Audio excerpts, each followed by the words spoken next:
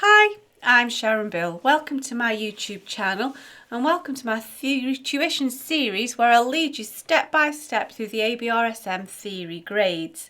There are loads of resources available to help you on my website. If you visit sharonbill.com, there are some free PDF information sheets that I'll use to accompany each step of this series. They're available in US letter or A4, so please do go and access those. There's also a page which links to all of my YouTube video tutorials, and you can also find information about all of the books that I have available. I've written this How to Take Your ABRSM Music Theory exam. Grades 1, 2 and 3, 4 and 5 will be coming shortly, and it gives you loads of exam tips and techniques of how to make the best use of that exam time. There's lots of help in there too. And that's ultimately what we're working towards when we're working through these music theory and practice workbooks, giving you the skills that should you want to, you could then take the ABRSM theory exam.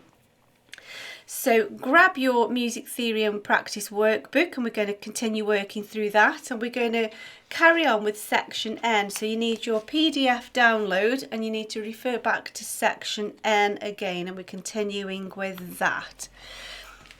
So if you open your book, we're going to go to page 21, continuing with the degrees of the scale and intervals. So let's just have a quick recap of what's on the information sheet that you've downloaded. So remember, degrees of the scale just refer to the steps of the scale, and an interval is literally just the distance between the two notes, remembering always to count the first as one, which seems obvious, but it's easy to slip into not doing that. So we're just counting space line, literally step by step, from the first to whatever interval we've been given. We need to also be aware to specify whether it's a melodic interval, wasn't sure I said that right, where the notes come one after each other as if it was in a melody, and then we've also got a harmonic interval where the notes come together as a chord or as a harmony. So we just need to be careful to specify those. So let's crack straight on into page 21. And here they're asking us in exercise 3 to add a semibreve above each of these notes to make a harmonic interval. So you've got to be quite particular where you place these, so you align them one on top of another to make a harmony.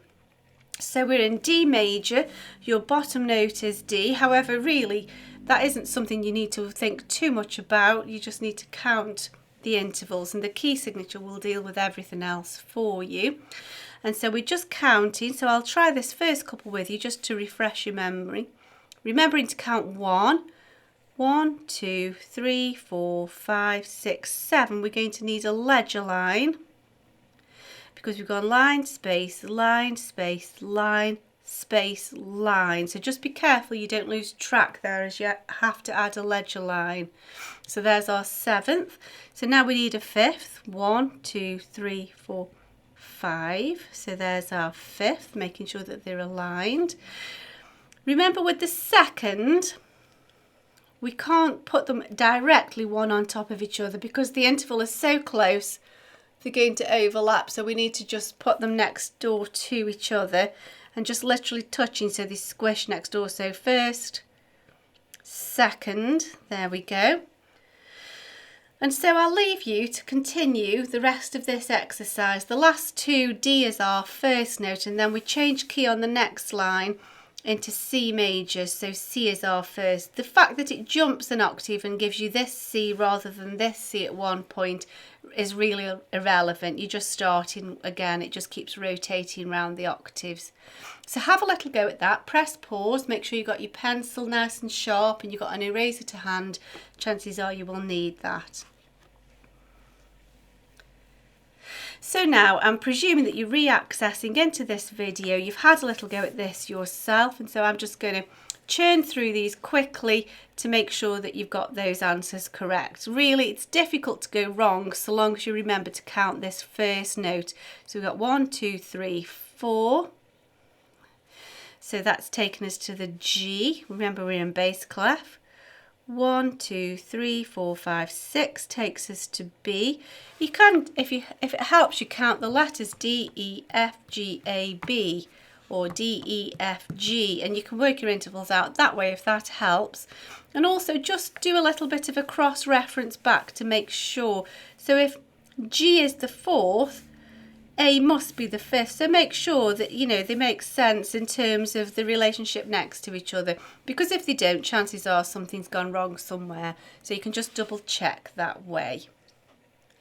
Okay, so next one, we now C as our bass notes, so 1, 2, 3, 4, 5 takes us to G, C, D, E, F, G, there we go. Actually, it's impossible to say, you have to sing it. 1, 2, 3, 4, 5, 6, 7, 8, and we know that we're correct because C to C is an octave. Okay, so now we want 6. 1, 2, 3, 4, 5, 6, that's that one. And then we've got 4th, 1, 2, 3, 4, that takes us to F. 1, 2, 3 takes us to the E. 1, 2, 3, 4, 5, 6, 7 takes us to the B, and that makes sense because B is next door to C. 7 to 8 to your octave, you're next door to your octave. Exercise 4 really doesn't take much work. They've done quite a lot of the work for you. Where's that? There we go. So you can see that. And so here, this is in exactly the same principle as we did just over the page. If I just turn over the page, you can see here we named these melodic intervals, and so the notes come one after the other and we're just naming the intervals. We're going to be doing exactly the same principle, only now it's in the context of an actual melody. And so don't get confused with that. The bottom note is always the first, so they're just pinpointing that in the middle of a melody, but we're still counting from the bottom note up. So you can see 1, 2, 3. We're in C major and they've chosen C as our bottom note, but it really doesn't matter, you just count up the steps.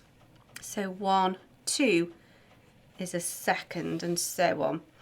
So you have a go, just working through the rest of this exercise. Press pause, have a go, take your time, and then re-access into the video and we'll check that through together. So I'm hoping you've given that a good bit of attention and had a go. So let's just check those answers. Again, the only way you can really just make any sort of slip up is by forgetting to count 1. So 1, 2, 3, 4, 5, 6, that's it. B is a 6th. C, the first one in C, is a 5th. Oh, there's only one there. Okay, next one in D, 4th. E, 1, 2, 3 is a 3rd. F is an octave. Just at a glance we can see we've gone from F to F. If you're not sure, 1, 2, 3, 4, 5, 6, 7, 8. So you can either say 8th or octave. And then the last one, 1, 2, 3 is a 4th. And there we go, it's as simple as that. I hope that's been helpful to you. If you've enjoyed that, give me a thumbs up, that'd be really encouraging to me. And if you can subscribe to my channel, you'll be sure to keep updated. I've got loads and loads in store. We've got plenty to be going at. Please do go to sharonbill.com and make use of all the resources available there to you. Thanks for watching, and I'll see you next time. Bye.